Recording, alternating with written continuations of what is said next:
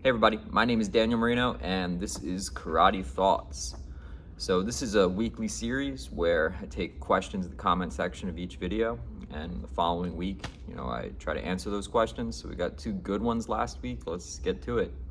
First one is from a user named MadMuffin8489, and they said that they were a first gup, which in my style, Tang Soo would be the last rank before you test for your black belt.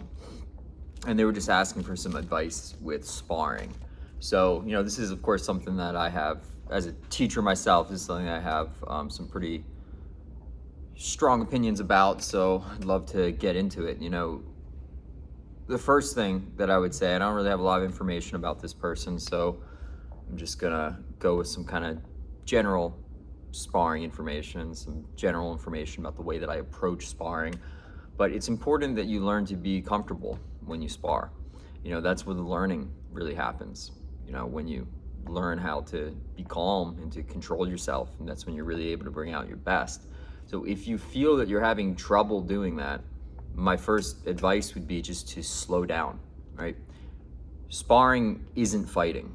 It's the part of our training that most closely resembles fighting, but it's really important that we have an approach to sparring that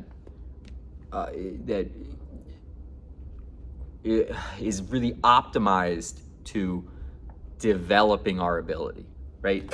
And going too fast or too hard too soon so that it's overwhelming for you really just holds back your progress. It's not that there isn't a time and place for that, what we would call harder sparring, the kind of sparring that really challenges you. That also is important, I would say, especially for advanced practitioners. And if you don't have those harder sparring experiences, you're not going to really be well prepared to fight and defend yourself if ever, God forbid, you really have to. But that's not regular training, and that's not really where your ability is developed. Your ability is tested in harder sparring, which is a very important experience.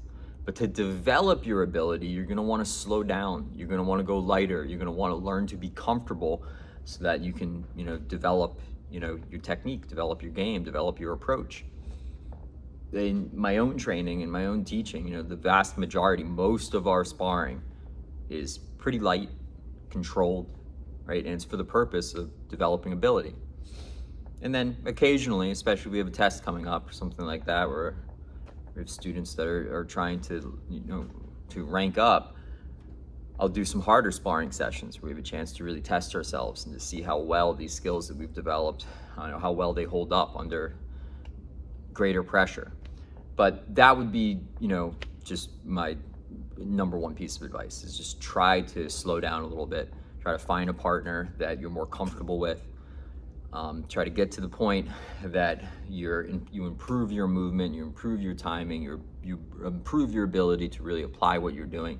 Then up the pace, up the intensity again, see how you do. And in my experience, most of the time you will see improvement from approaching sparring that way. So next question is from a user named Pablo Fernandez 3656, and they just asked what the difference was between Tang Soo, Bahk and karate.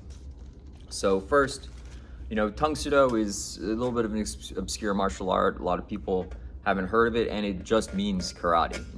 Karate do is Japanese. The same characters pronounced in Korean are Tang Soo, which means China hand way, and that's all that Tang Soo is. It's Korean karate. Prior to the invention of the term Taekwondo, there were a lot of different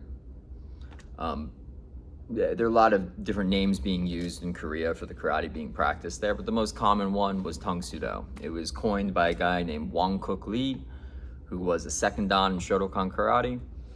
And it's the term that I use for what I teach, but it really just means karate. In fact, my school is named Amcor Karate. This series is called Karate Thoughts because I practice Tang Soo, but that's just the Korean pronunciation of karate. I mean, I would say it's a little bit of a distinctive thing. When somebody says they practice Tang Soo, if somebody were to tell me that they practice Tang Soo, that would immediately tell me some things about them that are a little bit different from just karate in general. It's the Korean style. But yeah, that's all that I would say. But karate and Tang Soo really are interchangeable. And if somebody calls what they do Tang Soo, it just means they come from a Korean lineage.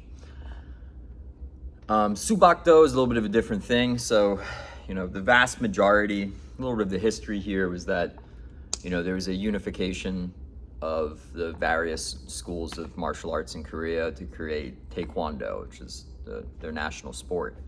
And I think that there were 2 schools in Korea that didn't join the Taekwondo unification movement. One of them is where my lineage comes from, the Mudokwan. So the vast majority of people that call what they do Tang Soo, they come from a Mudokwan lineage. Now, the Mudokwan is an organization that still exists today, and the founder of that organization, a man named Hwang Ki, changed the name of the art from Tang Soo to Bahk Do, which is a callback to an older indigenous Korean martial art called Subak that Hwang Ki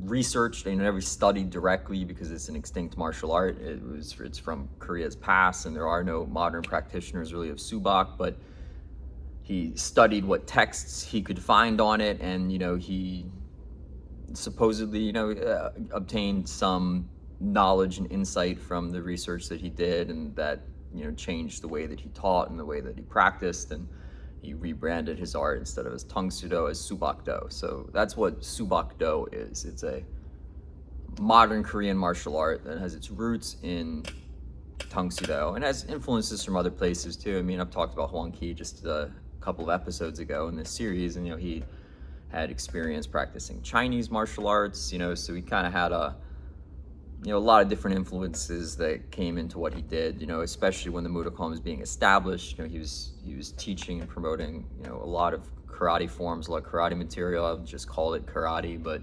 supposedly he always had these influences from other places. And later on in his life, he did a lot of research into, what he could find out about, the truly extinct, but the truly indigenous Korean martial arts. And then he took those insights and incorporated them to what he did, and calls what he does Bahk Do now. So the Mudokwan is still here today. I've never been a part of that organization, but they don't call what they do Tang Soo anymore. They call it Bahk Do. So I would, consider Bahk Do something that's separate and distinct from Tang Soo, although, there's obviously a relation between the two, but, they're different arts, but karate and Tang Soo really are just the same thing. So thank you very much for listening. If you have any questions or comments, please leave them below, and I'll be happy to answer in next week's video.